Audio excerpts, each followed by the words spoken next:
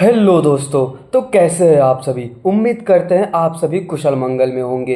तो रामायण में श्री राम और लक्ष्मण जी की पराक्रम से तो सब अवगत होंगे, परंतु उनके छोटे भाई शत्रुघ्न का बल और पराक्रम ऐसा था जिसे सुन आप भी हैरान हो जाओगे।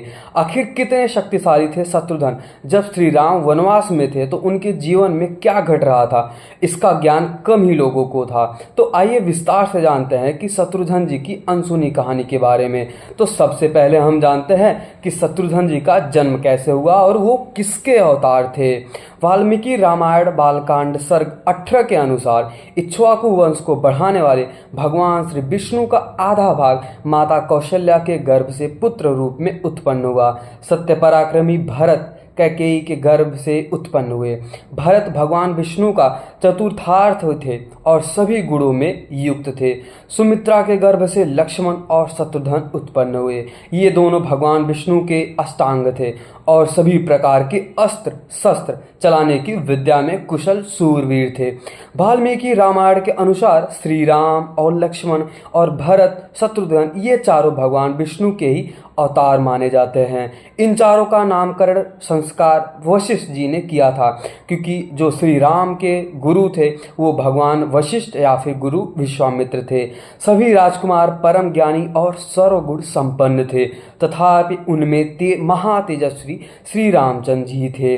आखिर ऐसा क्यों कहा जाता है कि जो शत्रुघ्न थे वो श्री राम और लक्ष्मण जी से भी कई ताकतवर गुना कई कितने गुण ताकतवर थे। तो ऐसा भी माना जाता है कि पद्म पुराण के अनुसार शत्रुघ्न सुदर्शन चक्र के अंश से प्रकट हुए थे। गर्भ संहिता, नारद पुराण, स्कंद पुराण और आदि रामायण के अनुसार शत्रुघ्न स्वयं भगवान विष्णु के अनुरुद्ध व्यू है। राजा जनक के भाई कुशध्वज की पुत्रिया के साथ भरत और छोटे भाई शत्रुघ्न जी की शादी रचाई गई थी। हालांकि वाल्मीकि रामायण में उन दोनों कन्याओं का नाम नहीं बताया जाता है, जैसा कि मैं आपको बताना चाहूँगा, परंतु रामचरितमानस में भरत जी की पत्नी मांडवी और शत्रुघ्न जी की पत्नी का नाम श्रुत कीर्ति बताया जाता है। तो चलिए सबसे पहले हम ये जानते हैं कि श्री राम की अनुपस्थिति में शत्रुघ्न जी ने संभाली अयोध्या। तो वो कैसे हुआ, क्योंकि जब श्री रामचंद्र जी वनवास चले गए तो भरत जी ने तो सीधा ही मना कर दिया कि मेरे भैया ही ये राज सिंहासन पे बैठेंगे, मेरी इतनी क्षमता नहीं कि मैं अयोध्या का राज सिंहासन संभाल सकूं। भगवान श्री राम के वनवास चले जाने के उपरांत ही भरत को अयोध्या का कार्यभार सौंपा गया। श्री राम की चरण पादुकाओं के साथ भरत अयोध्या के पास बसे नंदीग्राम में ही रहते थे। जैसा कि माना जाता है जब भरत अयोध्या को चलाने में व्यस्त थे उस समय युवा शत्रुघ्न पर ही राज्य की संपूर्ण सुरक्षा का भार था और उन्होंने इस कार्य को सफलतापूर्वक निभाया था। जैसा कि माना जाता है कि श्री राम के छोटे भाई शत्रुघ्न ने कहा जाता है कि जो रावण का भांजा था लौड़ासुर को भी मार गिराया था। ऐसा कहा जाता है कि उन्होंने आसपास के राज्यों से युद्ध करते हुए 14 वर्ष तक अयोध्या की रक्षा की। 13 साल तो उनके युद्ध भूमि में ही बीत गए। साथ ही साथ राम, श्री लक्ष्मण और भरत की अनुपस्थिति में शत्रुघ्न जी अपनी ही तीनों माताओं के लिए एकमात्र सांत्वना बने रहे। ऐसा भी कहा जाता है कि शत्रुघ्न ने ही दिया मंथरा और कैकेयी माता को दंड। आपको भी पता होगा कि जो कैकेयी थी वो माता भरत की भगवान जो भरत थे उनकी माता थी। तो ऐसा कहा जाता है कि जब श्री राम के वियोग में राजा दशरथ की मृत्यु हो गई तब 13वें दिन का कार्य पूर्ण करके वहां शोक संतप्त शत्रुघ्न भरत जी से बोले। शत्रुघ्न भरत जी से ऐसा बोलते हैं कि श्री राम एक स्त्री के द्वारा वन में भेज दिए गए हैं। यह कितनी खेद की बात है। लक्ष्मण जी तो बल संपन्न हैं, उन्होंने भी कुछ नहीं किया। मैं पूछता हूँ उन्होंने पिता को कैद करके श्री राम को इस संकट से क्यों नहीं छुटकाया। क्योंकि जो शत्रुघ्न जी थे वो भरत से ऐसा पूछ रहे थे कि ऐसा आखिर हुआ ही क्यों। जब शत्रुघ्न इस प्रकार कर रहे थे उस समय मंथरा वहां पर कैसे आई। वह राजरानियों के पहनने योग्य विविध वस्त्र धारण करके विभिन्न आभूषणों से राज धजकर यहाँ कैसे आई। ऐसा भी माना जाता है कि उसे देख शत्रुघ्न जी ऐसा बोलते हैं कि इस पापिनी ने मेरे भाइयों तथा पिता को जैसा दुख पहुँचाया है अपने उस क्रूर कर्म का वैसा ही फल यह भी भोगेगी। ऐसा कहकर शत्रुघ्न ने मंथरा को बलपूर्वक पकड़ लिया और उसे जमीन पर घसीटने लगे। उस समय कैकेयी उसे छुड़ाने के लिए आई। तब शत्रुघ्न जी ने उन्हें भी डांटते हुए रोषपूर्वक फटकार दिया और उनसे कहा, अगर श्री राम मुझे मात्र घात समझकर मुझे घृणा करने लगेंगे तो मैं भी इस दृष्टि आचरण करने वाली पापिनी कैकेयी को मार डालता। अतः भरत जी के कहने पर शत्रुघ्न जी शांत हो गए, क्योंकि भरत की माता कैकेयी थी। तो अगर भरत जी बोल रहे हैं तो शत्रुघ्न जी को रुकना ही पड़ता, क्योंकि भरत और शत्रुघ्न ये दोनों बहुत ही अच्छे भाई थे। जैसा कहा जाता है कि श्री राम के साथ लक्ष्मण जी का नाम लिया जाता है, वैसे ही जब भरत जी का नाम लिया जाता है तो वहाँ पे शत्रुघ्न जी का नाम ऐसा हो ही नहीं सकता कि उनका नाम ना आए। तो जब अगर भरत जी ने ऐसा बोल दिया कि ये माता हैं, मेरी ही माता नहीं बल्कि ये आपकी ही माता है, तो आपको उसी हिसाब से रिस्पेक्ट और आदर भाव करना चाहिए, जिस हिसाब से श्री राम माता कौशल्या, माता सुमित्रा और माता कैकेयी का करती है। तब वहाँ पे जो शत्रुघ्न जी हैं वो ऐसा बोलते हैं कि जो आ गया, क्योंकि शत्रुघ्न ऐसा हो नहीं सकता कि अपने बड़े भैया का आदर भाव ना करे। जो आदर भाव श्री रामचंद्र जी अगर करते हैं तो शत्रुघ्न जी को तो करना ही पड़ेगा, क्योंकि ऐसा भी माना जाता है कि श्री रामचंद्र जी खुद भरत की बहुत ही आदर भाव करते हैं। ऐसा भी कहा जाता है, हनुमान जी को भरत जी से कंपेयर करते हैं और ऐसा कहते हैं कि हनुमान आप मेरे भरत के प्यारे हो, भरत के जैसे प्यारे हो। ठीक उसी प्रकार जब अगर भरत जी ने ऐसा बोल दिया है कि माता कैकेयी का आप आदर करो तो शत्रुघ्न जी को करना ही पड़ा। आखिर ऐसा क्यों कहा जाता है कि शत्रुघ्न द्वारा लड़े गए युद्ध और उनका पराक्रम श्री राम और भरत से भी ज़्यादा पराक्रमी था? तो चलिए फिर हम इसको जानते हैं, बस वीडियो में अंत तक जरूर बने रहे। हालांकि रामायण के लंका युद्ध में उनकी भूमिका नहीं थी, परंतु उन्होंने अयोध्या की रक्षा करते हुए कई युद्ध लड़े, जिनका वर्णन रामायण के उत्तरकांड और अन्य कई पुराणों में किया गया है। आइए विस्तार से जानते हैं, बट वीडियो में अंत तक जरूर बने रहे, क्योंकि अगर आप वीडियो में अंत तक जरूर बने रहेंगे तो आपको पता चलेगा कि शत्रुघ्न जी कितने बड़े पराक्रमी या फिर योद्धा थे। ऐसा भी कहा जाता है शत्रुघ्न जी का एक योद्धा के रूप में ऐसा प्रदर्शन था। ऐसा भी कहा जाता है कि शत्रुघ्न और लौड़ासुर का जो युद्ध हुआ था वो बहुत ही भयंकर और बहुत ही विशाल था। तो चलिए फिर हम इसके बारे में जानते हैं। एक बार श्री राम के दरबार में वचन आदि ऋषियों का शुभागमन हुआ। ऐसा कहा जाता है कि वहाँ श्री राम जी के उनका सत्कार करके उनके अभिष्ट कार्य को पूर्ण करने की प्रतिज्ञा कर ली। तब उन ऋषियों ने पूर्व काल में एक महान दैत्य मधु के बारे में श्री राम जी को बताया। मधु ने भगवान शिव की घोर तपस्या की थी। तब महादेव ने ही प्रसन्न होकर मधु को एक सूल दिया था। सूल मतलब त्रिशूल होता है। जब महादेव ने उस सूल को दिया मधु जी को, तो मधु वहाँ पे सारे राजाओं को, सारे राक्षसों को परेशान करने लगा। तो ऐसा भी माना जाता है मधु ने तब महादेव से यह मांगा था कि अगर यह परम उत्तम सूल मेरे वंशजों के पास भी सदा रहे, मतलब उन्होंने ऐसा बोला था कि अगर ये मेरे पास तो है ही, बट ये मेरे पूर्वजों के पास या फिर मेरे जो आने वाली जनरेशन है उनके पास भी होनी चाहिए।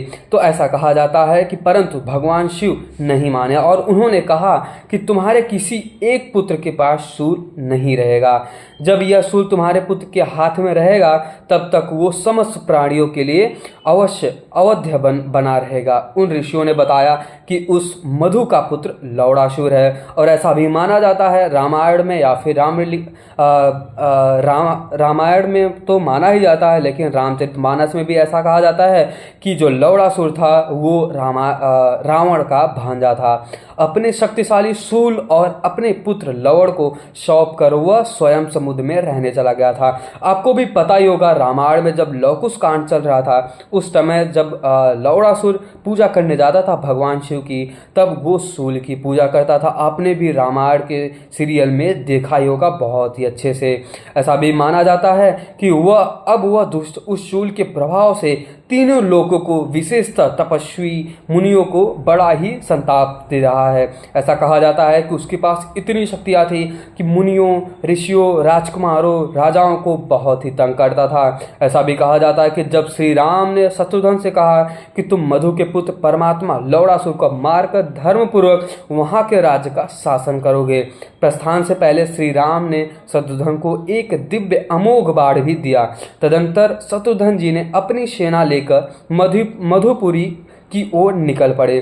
तब जब वे मधुपुरी पहुंचे तब वो समय लौड़ासुर आहार के लिए अपने नगर से बाहर जा रहा था। ऐसा माना जाता है कि पहले के टाइम में जितने भी राजा रहते थे वो बाहर जाते थे शिकार करने के लिए। तब वहाँ ने शत्रुघ्न जी ने देखा, बहुत ही अच्छा समय देखा कि ये लौड़ासुर के पास इसका जो शूल है, जो भगवान शिव ने दिया था, भगवान महादेव ने दिया था, वो इस समय नहीं है, क्योंकि वो बहुत ही ज़्यादा पराक्रमी और बलशाली योद्धा था। ऐसा भी माना जाता है कि शत्रुघ्न जी ने अपनी सेना लेकर मधुपुरी की ओर निकल पड़े। जब वे मधुपुरी पहुंचे तो उस समय लौड़ासुर आहार के लिए बाहर, अपने नगर के बाहर घूम फिर रहा था। तब शत्रुघ्न मधुपुरी के द्वार पर ही डट गए। जब लौड़ासुर वापस शिकार करके वापस लौटा तो पहले उनका वहीं द्वार पर रोषपूर्ण संवाद हुआ और फिर उनका युद्ध आरंभ हो गया। ऐसा माना जाता है कि उस दैत्य ने एक बड़ा सा वृक्ष उठाकर शत्रुघ्न जी के छाती की ओर चलाया, परंतु शत्रुघ्न ने अपने ही बाणों से उसे उसके टुकड़े टुकड़े कर दिए। ऐसा भी माना जाता है कि फिर उन्होंने लौड़ासुर पर बाढ़ों की छड़ी कर लगा दी। ऐसा कहा जाता है कि जब उनकी बाढ़ों की वर्षा होने लगी तब लौड़ासुर वहां पे हार मान लिया। ऐसा कहा जाता है, रामायण में माना भी जाता है कि जो शत्रुघ्न थे उनकी जो पराक्रम थी वो बहुत ही तेज थी, क्योंकि जब उनकी बाढ़ों की वर्षा होती थी तो कोई भी राजा हो, पराक्रमी हो या फिर कितना भी महान योद्धा हो, वो आगे नहीं टिकता था। परंतु उन बाढ़ों से वह दैत्य तनिक भी विचलित नहीं हुआ, क्योंकि उसके पास तो बहुत ही ज़्यादा ताकत था और बहुत ही शक्तिमान था। ऐसा कहा जाता है कि तब वह बलशाली दैत्य ने पुनः एक विशाल वृक्ष उठाया और उसे शत्रुघ्न जी के सिर पर मार डाला। उनकी चोट से शत्रुघ्न जी को मूर्छा भी आ गया कुछ समय के लिए। ऐसा कहा जाता है कि उन्हें पृथ्वी पर गिरा देख लवण ने समझा कि यह अभी मूर्छित हो गए या फिर मर गए है, इसलिए अवसर मिलने पर वह राक्षस अपने घर से महादेव का वह शूल लेने नहीं गया, बल्कि शत्रुघ्न जी को सर्वथा मरा समझकर वह अपनी भोजन सामग्री एकत्रित करने लगा। लेकिन वहाँ पे शत्रुघ्न जी बहुत ही ज़्यादा चालाकी की और फिर वो वापस से उठे। देखा जाता है कि 2 ही घड़ी में शत्रुघ्न जी को होश आ गया और उन्होंने तुरंत उस अमोघ बाण का कहते हैं कि अपने धनुष पर चढ़ाया और उसे लौड़ासुर के ऊपर वक्ष स्थल में चला दिया। ऐसा कहा जाता है कि वो जो अमोघ बाण था वो श्री राम ने दिया था। और ऐसा भी माना जाता है कि वह जो बाण था उस राक्षस के हृदय को विदीर्ण करके पुनः शत्रुघ्न जी के पास आ लौटा, क्योंकि वो स्वयं श्री राम या फिर कह सकते हैं स्वयं भगवान विष्णु ने ही दिया था। इस प्रकार शत्रुघ्न के हाथों लौड़ासुर मारा गया और भगवान शिव का अमोघ शूल सब देखते ही देखते महादेव के पास वापस लौट गया। ऐसा भी कहा जाता है कि तदंतर देवताओं से वरदान पाकर शत्रुघ्न उस मधुपुरी को बसाया और उस पर शासन करने लगे और फिर 12वें वर्ष में वहां से श्री राम जी के पास जाने का विचार बना लिया। तो चलिए फिर अभी हम जानते हैं कि जो श्री रामचंद्र जी ने अश्वमेघ यज्ञ किया था उसमें शत्रुघ्न जी की कितनी भूमिका थी। ऐसा माना जाता है कि जब श्री रामचंद्र जी ने अश्वमेघ यज्ञ किया था उस समय जो शत्रुघ्न थे वो 12 वर्ष के पश्चात मतलब मधुपुरी से वापस आ गए थे और अयोध्या की कुशलता के लिए और जो कहा जाता है कि श्री राम के जो वंशज थे उनकी कुशलता के लिए या फिर आने वाली पीढ़ी की कुशलता के लिए श्री राम ने एक कहा जाता है कि यज्ञ रखा जिसका नाम है अश्वयोग। तो कहा जाता है कि पद्य पुराण पाताल खंड के अनुसार जब रावण वध के उपरांत श्री राम जी का अयोध्या में आगमन हुआ तो महर्षि अगस्त्य की सलाह पर श्री राम ने अश्वमेध का आयोजन किया। ऐसा भी कहा जाता है कि जब यज्ञ संबंधी अश्व छोड़ा गया तो उनकी रक्षा के लिए श्री राम ने शत्रुघ्न जी को नियुक्त किया। ऐसा माना जाता है कि घोड़ा आगे बढ़ा तो कोई राजाओं ने उसे बांधने का प्रयास किया, परंतु उन्हें शत्रुघ्न जी के सेनापतियों ने ही पराजित कर दिया, क्योंकि उनके जो जितने भी सेना थे वो बहुत ही ताकतवर थे, क्योंकि वो श्री राम के बताए गए मार्गदर्शन पर चल रहे थे। एक समय पाताल निवासी विद्युन्माली नामक राक्षस जो तारकासुर का मझला पुत्र था, ऐसा कहा जाता है जो तारकासुर थी वो बहुत ही ताकतवर थी। स्वयं जो महादेव के कहा जाता है कि जो महादेव के जो अवतार है भगवान हनुमान जी, उन्होंने तारकासुर का वध किया था। ऐसा भी कहा जाता है कि उसने अपने छोटे भाई उग्रदृष्ट और अन्य निशाचर साथियों के साथ अश्व को पकड़ लिया। ऐसा कहा जाता है कि शत्रुघ्न ने सेनापति राक्षसियों को पराजित हो गए, मतलब जो शत्रुघ्न के सेनापति थे वो जब पराजित होने लगे तब स्वयं शत्रुघ्न उनके युद्ध करने के लिए आए। वहाँ एक भीषण युद्ध हुआ। अंत में विद्युन्माली ने शत्रुघ्न पर पशुपतास्त्र का प्रयोग किया। जो पशुपतास्त्र होता है वो बहुत ही ताकतवर होता है, जिसे शत्रुघ्न ने नारायणास्त्र से शांत किया, क्योंकि अगर कोई भी ब्रह्मास्त्र चला रहा है तो आप उसके ऊपर वापस से ब्रह्मास्त्र नहीं चला सकते, क्योंकि अगर आप ब्रह्मास्त्र चलाओगे तो वहाँ पे ब्रह्मा जी की आदर नहीं होगा। सेम वैसे ही पशुपतास्त्र अगर आप अस्त्र शस्त्र चलाते हो और सामने वाला भी ऐसा चला जाता है तो वहाँ पे जो स्वयं नारायण जी है उनकी कह सकते हैं अवहेलना हो जाती है।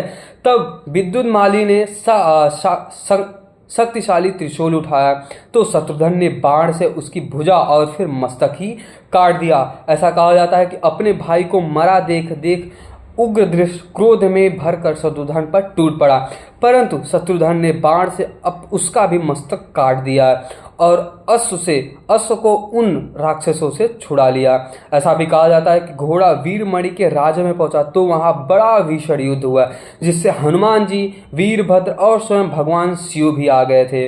वीरमणि को भगवान शिव का वरदान था। वहां शत्रुघ्न का भगवान से प्रलयकारी युद्ध हुआ जो 11 दिन तक चला। ऐसा कहा जाता है कि जो 11 दिन होता है भगवान के टाइम में वो 11 युगों के बराबर होता है।